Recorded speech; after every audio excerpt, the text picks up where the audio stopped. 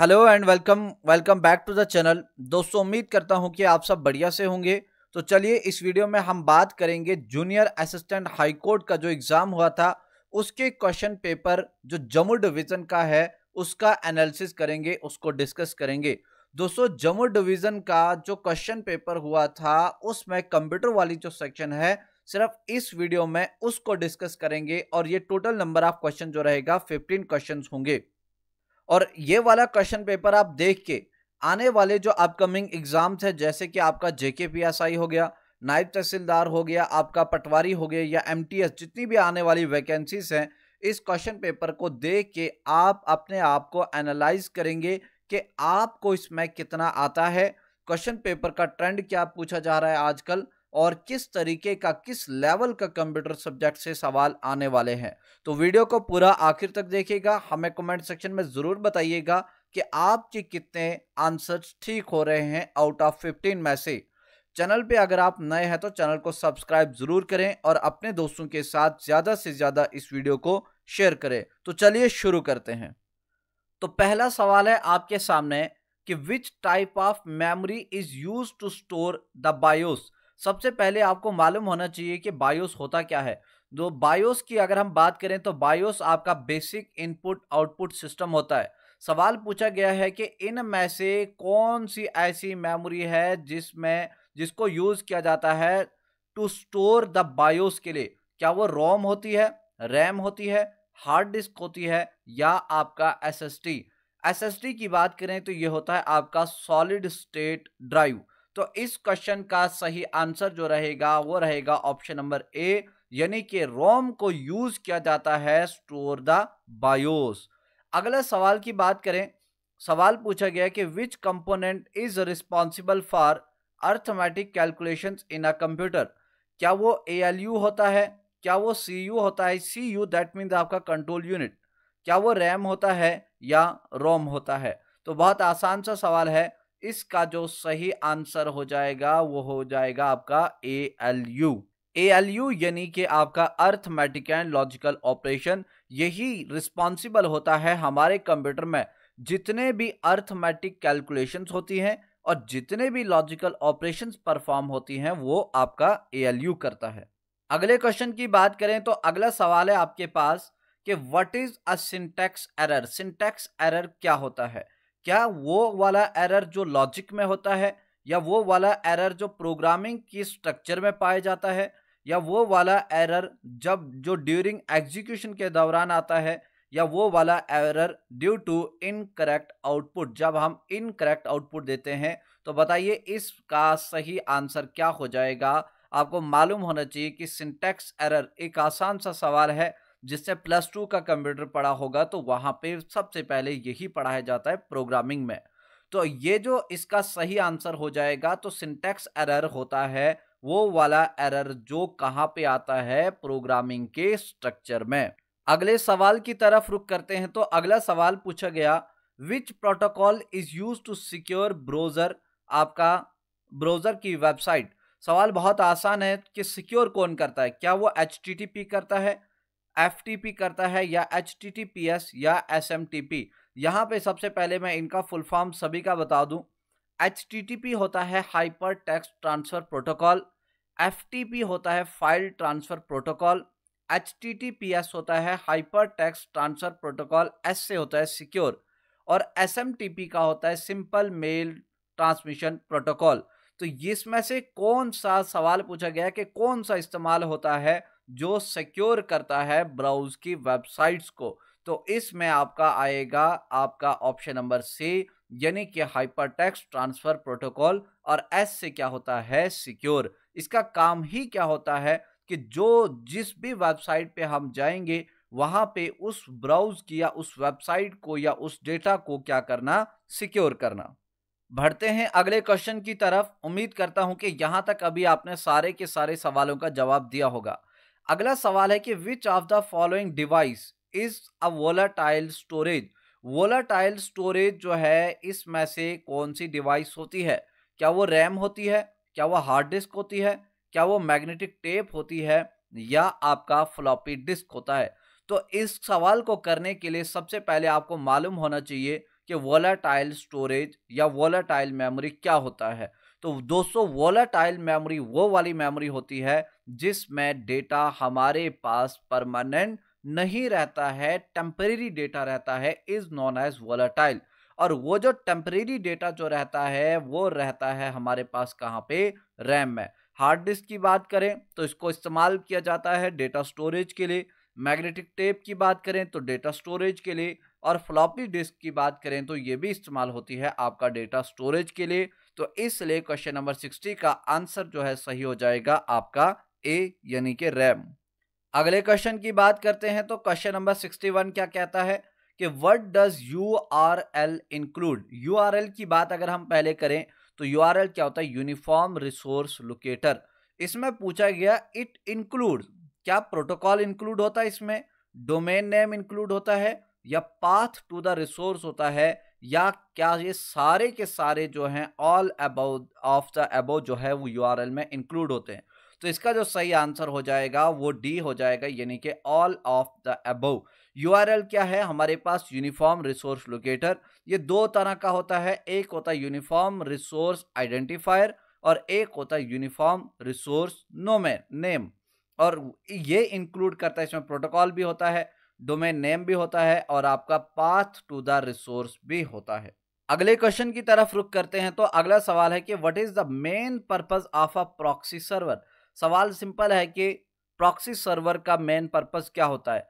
क्या इसका purpose to filter request and improve security का होता है, या टू इंक्रीज स्टोरेज, या टू रन सॉफ्टवेयर फास्टर, या टू कनेक्ट हार्डवेयर डिवाइसेस। तो इसका जो सही आंसर होता है दैट इज वो होता है आपका ए, यानी कि प्रॉक्सी सर्वर का काम है कि रिक्वेस्ट जो भी हम भेजेंगे उसको फिल्टर करना और इंप्रूव करना किसको, सिक्योरिटी को। तो क्वेश्चन नंबर 62 का आंसर ए जो है ये हो जाएगा सही आंसर। अगले क्वेश्चन की बात करें तो क्वेश्चन नंबर 63 कहता है कि which unit is use to measure, कौन सा यूनिट इस्तेमाल होता है to measure data transfer speed in network. Network में जो डेटा ट्रांसफर होता है उसकी स्पीड को मेजर करने के लिए कौन सा यूनिट इस्तेमाल होता है। क्या वो हर्ट्स होता है, या बीपीएस होता है, या बीपीएस होता है, बाइट पर सेकंड ऊपर है बिट्स पर सेकंड, या वो पिक्सल पर सेकंड होता है। तो इसका जो सही आंसर होगा वो रहेगा आपके पास ऑप्शन नंबर बी, यानी कि नेटवर्क में जो डेटा की ट्रांसफर होती है उसकी स्पीड को मेजर करने के लिए हम यूज करते हैं क्या क्या यूज होता है, दैट इज बिट्स पर सेकंड। एक सेकंड में कितने बिट्स डेटा ट्रांसफर हो रहा है। अगले क्वेश्चन की बात करें, क्वेश्चन नंबर 64 है what is the function of A compiler. Compiler की अगर हम यहाँ पे बात करें तो कंपाइलर होता क्या है। कंपाइलर हमारे पास कंप्यूटर में आप सबको मालूम होगा कि हम जो भी इनपुट देंगे कंप्यूटर को, चाहे वो हम उर्दू लैंग्वेज में दें, चाहे इंग्लिश में दें, चाहे हिंदी में दें, चाहे जो मर्जी लैंग्वेज हम यूज करें, लेकिन आपको मालूम होगा कि अंदर जाके वो सारा का सारा डेटा ट्रांसलेट हो जाता है। क्यों ट्रांसलेट होता है, क्योंकि हमारा कंप्यूटर एक ही लैंग्वेज समझता है और वो होती है बाइनरी। बाइनरी जिसमें कंप्यूटर का इस्तेमाल क्या करता है, आपका 0 और 1 की फॉर्म में वो डेटा कन्वर्ट होता है, क्योंकि कंप्यूटर हमारी वही लैंग्वेज समझता है। लेकिन वो डेटा जो ट्रांसलेट होता है उसके लिए इस्तेमाल होती हैं 3 तरह की लैंग्वेजेस। एक होता है कंपाइलर, एक होता है असेंबलर और एक होता है आपका इंटरप्रेटर। तो यहाँ पे सवाल पूछा गया है कि कंपाइलर जो हमारे पास होता है उसका काम क्या होता है, फंक्शन क्या होता है। क्या ये एग्जीक्यूट प्रोग्राम को करता है, या ट्रांसलेट करता है कोड्स को from high level to machine level, या टू डिबग करता है कोड को, या ऑप्टिमाइज प्रोग्राम की परफॉर्मेंस को ऑप्टिमाइज करता है। तो इसका जो सही आंसर रहेगा वो होगा आपके पास ऑप्शन नंबर बी। इसका काम होता है कोड्स को ट्रांसलेट करना हाई लेवल लैंग्वेज से मशीन लैंग्वेज। मशीन लैंग्वेज क्या कहलाएगी, जिसमें बाइनरी कोड्स होंगे हमारे पास। अगला सवाल है कि what does ethical hacking. Ethical hacking जो है इसका मतलब क्या होता है। क्या hacking into system for illegal purpose होता है, या using hacking skills to improve security, या स्प्रेडिंग मालवेयर, या आपका ब्रेकिंग इनटू फाइनेंशियल डेटाबेस।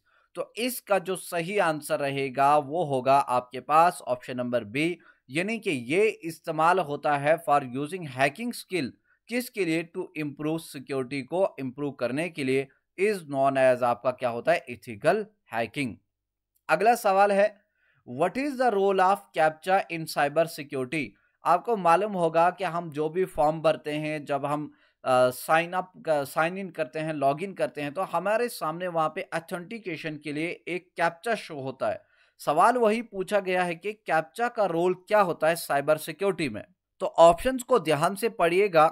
सवाल पूछा गया ऑप्शन है एक, to prevent automated bots from accessing system, दूसरा है टू एनक्रिप्ट पासवर्ड, तीसरा है टू सिक्योर वाईफाई नेटवर्क, और लास्ट वन है टू मॉनिटर इंटरनेट ट्रैफिक। तो इसका जो सही आंसर हो जाएगा वो होगा ऑप्शन नंबर ए, यानी कि कैप्चा का रोल साइबर सिक्योरिटी में ये होता है टू प्रिवेंट ऑटोमेटेड बॉट्स को आने से प्रिवेंट करता है, और फ्रॉम असेसिंग सिस्टम, हमारे सिस्टम के साथ असेस ना हो कोई भी थर्ड पर्सन, इसलिए इस्तेमाल होता है कैप्चा हमारी साइबर सिक्योरिटी में। अगले क्वेश्चन की बात करें तो क्वेश्चन नंबर 67 क्या कहता है।